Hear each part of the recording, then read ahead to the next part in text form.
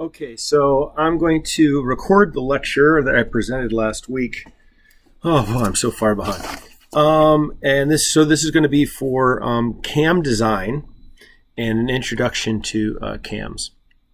So CAMs are used to make rotational motion into linear motion, and quite often we want a very specific linear motion.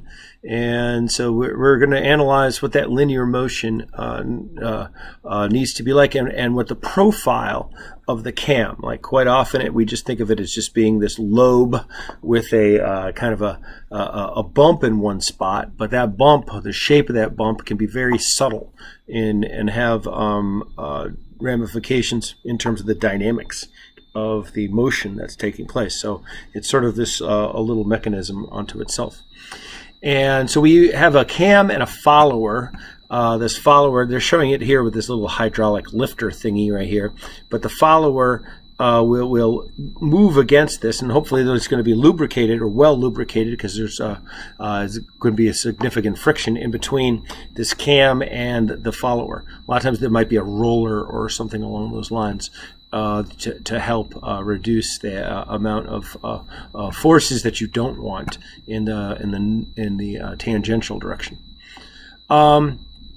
And so they're good for actuating the valves in internal combustion engines, different types of motion and machinery control, some force generation, some precision, precise positioning, and event timing, which I often, we can think of event timing associated with the actuation of the valves. They determine when the valves open and close in most internal combustion engines, although in some nowadays are actually actuated using electronic valve control. So here's some pictures out of the book, and kind of relating back to the fact that if you have this kind of really weird looking CAM, there's really a 4-bar going on right here instantaneously, right? That we can make these effective link kind of ideas. So it does relate back to what we have been doing. And even here, we almost have like a slider crank thing going on right there, because if you look right here, we have this infinite like effective link taking place. So those are just some ideas that are putting this stuff together here. Here is a model I made in SolidWorks, so you could see that we could actually model these things. There's some contact parameters that you have to define, but this is in the motion analysis software. And you even model a spring in here. There's a spring, you don't see it, but that in terms of the forces that are taking place. So we can get some dynamics, although it is not a really robust computer program motion analysis, so it's quite sensitive, and sometimes it's difficult to get to work, but I was able to get that to work at least. A lot of times we'll think of CAMs as being these lobes, but CAMs can be all kinds of different shapes and three-dimensional, have different parameters and that type of thing. It's pretty interesting. So in the part of a machine, what's considered a CAM is really something that's rotating and pushing and causing a desired motion. And you can see here some crazy three-dimensional things that are taking place. Things can rotate and make this thing slide and that type of thing. It's interesting. And then here's some description of the different types of followers, right? So we might want to have a spring to compensate for some of the dynamics that are taking place. You can imagine they're showing the velocity of this follower, but this could be very jerky motion. So we have this roller and this lobe shape that are playing out here, and we have a roller. We can have it so that they're showing this mushroom that's taking place, and you really do want to lubricate this. This needs to be lubricated too, but this needs to be lubricated even more, because there's definitely going to be sliding going on there, and then even more so maybe on the flat-faced follower, and on like the little engine that I used. Here we have a flat-faced follower right there. And they have like splash lubrication. So here's like just a joke. We got this is a great little video right here of Steve Martin's early work, and we're probably going to make me watch an advertisement, aren't you?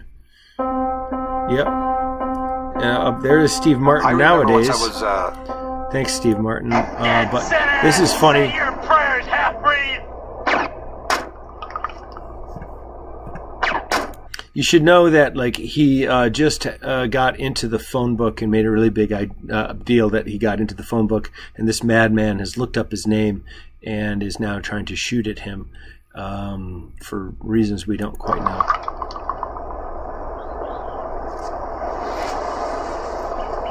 Hey, Harry, look at this. What's the matter with these cans? Die, milk face! These cans are defective. They're springing leaks. Come over here and look at this. Listen, you better run for cover. You're gonna spring a leak. Huh? We don't have defective cans. We have a defective person out there.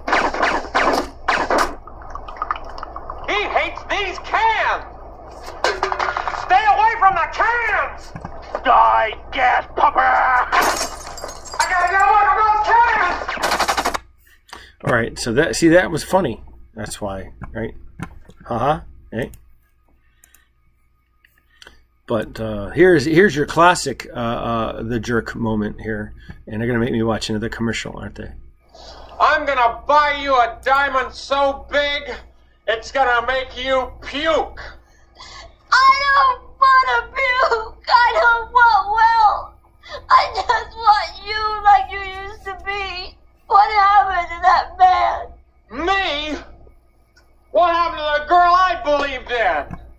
The girl I fell in love with? Now, the best part of this is when he decides to leave, and all he needs is... I need this or this. This. Wait, we gotta go back. He says, I don't need you. I don't need anything. I just need this. This. I don't need this stuff. I don't need you. I don't need anything. Except this. This ashtray. That's the only thing I need is this. I don't need this or this. This ashtray. This paddle game. The ashtray and the paddle game, and that's all I need. And this remote control. The ashtray and the paddle game and the remote control, and that's all I need. And these matches. The ashtray and these matches and the remote control and the paddle ball. This lamp. The ashtray. So that's what we needed, right? So I know that's a really important part of this class is that you know about the jerk, right? So that's the time derivative of acceleration is the jerk, right? So that's what we want to know. And we want to do an SVAJ diagram where S is the displacement, V is the velocity, A is the acceleration, and then J is the all-important jerk.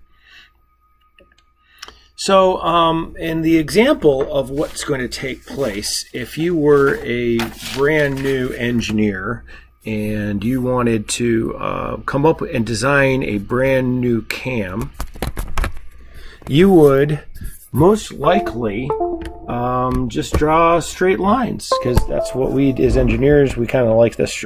When we can, we like to use straight lines and do linear things. So what we would do if we were told that we need to have something, a cam that rotates and it lifts something up for 90 degrees of the rotation, right? So it's going to be from here to here. It needs to lift the thing. Oh, let's say that it's going to lift it up 1 inch, right? So it's right here is the desired thing, right? And then for 90 degrees of the thing, it's going to be 0, right?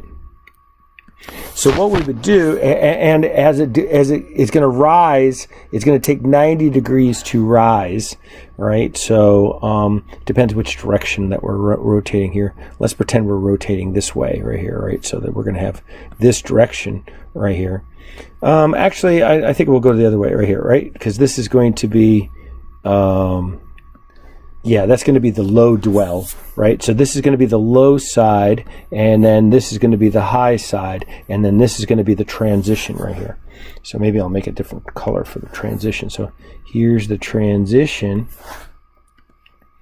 and then here is the high part, and then here is the low part. No, not the low part. Here's the slope. So the red is the low part, right? So I have color coded them. And we want to go from here to purple, right? So that's the one I meant right there, to here, right? There's the two places we want to go. And our first instinct is to draw a straight line. No, not you. I wanted green. It'll go away. A nice straight line, and then we were up at the high part, and then we want to drop back down. Okay. Well, what we would do, what we would be finding is that right here we could write an equation that S, which is this right here, is going to be equal to M, which is a slope, times theta, which is our angle, plus B, right? All right, so easy enough. So if we want to take the time derivative of this, what we're going to find, well, obviously you're going to find that it's going to be 0 here with the time derivative, or let's say that we're going to take it del theta right here, right? And so if we take the we know that omega, if it's a constant angular velocity, is going to be del theta dt, right? So that we could relate dt and omega together, right? That they're just going to be d theta is going to be equal to omega dt as part of that, right? So if we want to, instead of time on this axis, we can use just theta. So if we take the derivative of this rise right here, we find that it's going to be a constant, right? Because we're just taking the derivative with respect to theta, so it's just going to have the slope is going to be a constant slope right here. And then once again, if we're on the flat plateau here, it's just going to have a 0 derivative. And if we take the derivative of the falling, we're just going to have a constant, right? So it's going to be like a step.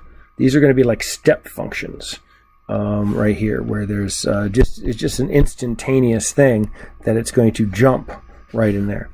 But now what happens if we take the derivative of this again? It's going to be 0, but then now if we want to get the slope to get the acceleration, we take the second derivative with respect to theta, and what we end up getting is an infinite number, right? Because that slope is exactly straight up and down. It's rise over run. The run is 0. It divided by 0, it goes to infinity, right? But we still have to proceed, so we get over to here, and now we start to go downwards, right? So zippity doo-dah, we come down, and now it goes to negative infinity. And we go down, we keep going down, and now it also is going downwards, so it's also got a slope downwards right here. And we keep going up right here, but now it has a slope coming upwards, and it goes to infinity. So that's no good. Infinite acceleration, the infinite A means infinite F, right? Because F equals MA, right? So, well, that's not true. So what will probably happen is the lifter will bounce off of the thing, or chatter, or, of course, there's some force going to be pushing back on it, like springs, for instance, the spring in here, or even the spring that's going to be like wrapped around here is going to push to try to keep that thing pushed down. But there's still going to be a battle going on. And then the same thing's going to happen with the jerk, right? We're going to have, we take the slope of an infinite, it's going to be infinite, And as we're coming back through the here, we're also going to have this right here again. And what we find, we end up having these infinite negative and infinite positive slopes of this piece. And so here's what that looks like in just taking in Excel. All I did was just plot this out exactly as you see it right here in terms of theta, with having a slope that's decided by 90 degrees, right? So it's just going to be rise over run. It's going to be 1 inch up divided by 90 degrees is going to be the m, and then you just multiply it by whatever the theta is of the thing, right? And then it's going to reach the, and then you do the same thing for over in here, but now it's going to have a negative slope of the same thing, but it's going to have a y-intercept of b, so that so you could write an equation for this, and then you could just take the derivative of that with respect to the slope, and you will end up with these same functions right here. We'll find what they are. So the fundamental law of cams is we want a cam function that must be continuous through the first and second derivatives, right? So this is not a continuous function. It's a step function. So that's the first law, the fundamental law of cam design, is you want this to be a continuous function. And you also don't want the jerk to be, you want the jerk to be finite. And the y is because f equals ma, right? But also jerk is going to cause a jerk, just like the name of it implies. So if you were to try this in another way right here, a logical approach might mean to do a sine wave instead of a slope. Sines are nice and pretty, but also what's attractive to them is that they begin tangent, right? If you think about a sine wave right here, right? You can think of it's tangent to a horizontal line, and it's tangent to a horizontal line here at the bottom. I couldn't get that to aim. My aim was bad. So you get the idea. So we come up, tangent. Come up, and not a good, there you go, tangent. Right? Which doesn't work too badly. When we get to the acceleration of it, though, we end up with a part of a cosine, right? Well, I should say that we're actually using a 1 minus a cosine. I call it a sine wave, but it's really 1 minus a cosine to be able to generate this function right here, right? So when we take the derivative of it, we get a sine wave, but we still get 0 as we come up here, and then we get another portion of the sine wave right when we come to there as we're going down this one backwards. And then we do the same thing for that's the velocity, and then we do the same thing for the acceleration, but we have this jump right here.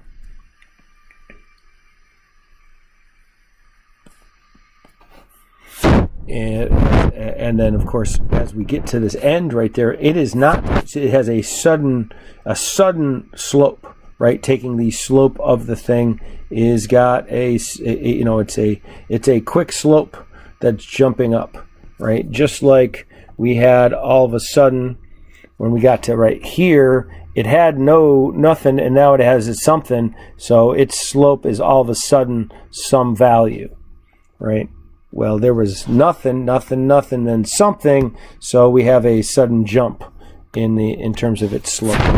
And then it goes to 0 really quickly as soon as it gets to right there. And the same thing right over here, except that it's going to be a negative.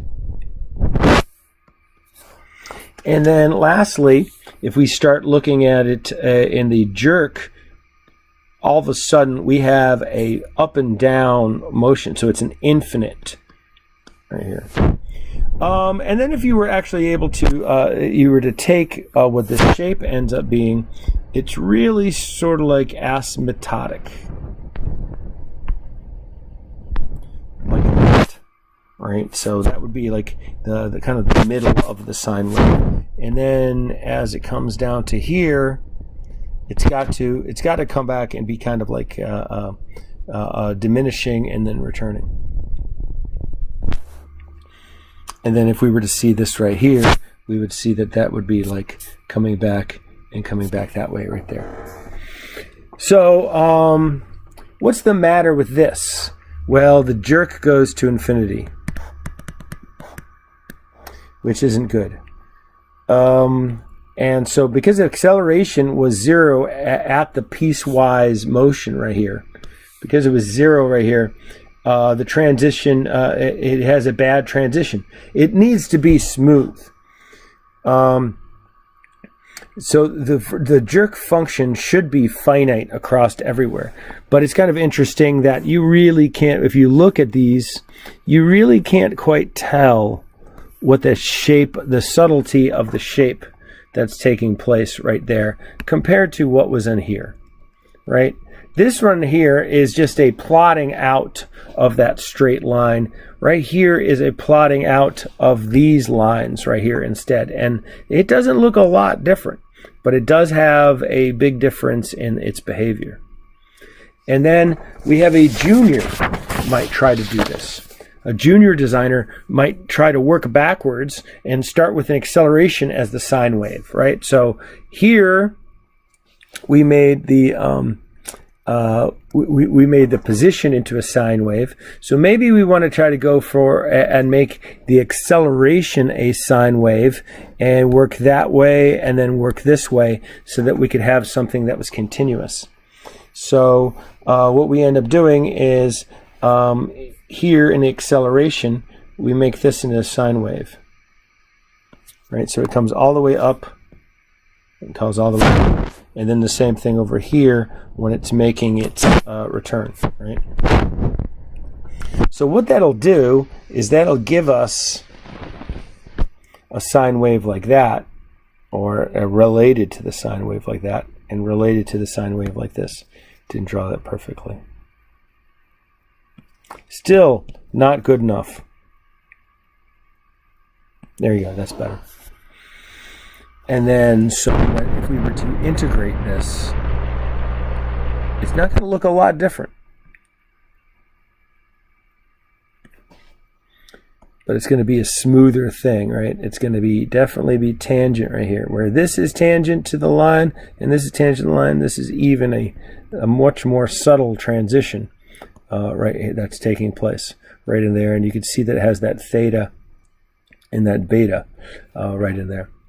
So just like in right here, this is really where we have the sine wave that's taking place. And here we have the sine wave that's going to take place in the acceleration. So then when we get down to here, we will find that we have like this type of operation right here. That's going to be another sine. Is that true? Yes, I think this should be a cosine. Why is that a sine? I'm going to question if I got that the right way. Taking a look right here, we have a sine, we have a negative right here. So I'm going to go, should that be a cosine? We should double check in the book. All right. You can't take my word for all these things. But this is going to look like that approximately, and then come down, look like that approximately. So this is much better, but it's still not great, right? But it still probably will obey our law of our fundamental law of CAM design, that the jerk function must be finite. So maybe this is going to be an acceptable design, but if we want a much smoother operation, we should try something else. And here's me doing it in Excel. And here's a comparison of those shapes, but drawn out onto this. Let's see, what is it, 325? I think I might have enough time to get all this put together. All right. So so these are the three examples, and they are in the textbook. And you should really check these out as you're going along there. This is in chapter is it chapter 8? Yes, it is chapter 8. And so you could see that example 1 was the bad cam, was this freshman, and the sophomoric example 2, right? That was the red one right here. You see that's example 8.2. And then we go through example 8.3 is the junior, and that's an acceptable cam. And then we go through a lot more complicated ones. And I think I'll end the video right here. Let's see. All right, so here's them superimposed. So you can kind of see them a little bit better. I felt like doing this in Excel really helped to try to demonstrate the differences and that they actually did work out. So the goal summary was we wanted to minimize the dynamic force and minimize the kinetic energy that were taking place. So I'm going to end this now.